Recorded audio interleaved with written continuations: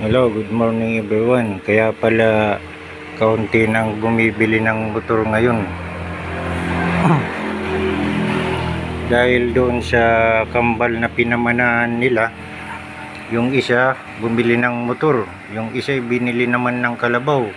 So mas marami ang kalabaw na bumibili na ngayon. Dahil yung isang binilhan ng motor, marami nga siyang kaangkas na chicks.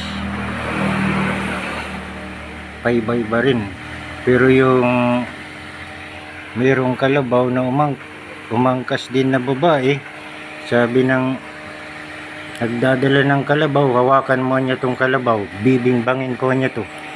Sabi ng babae, ay wag na lang anya yung kalabaw, ako na lang anya.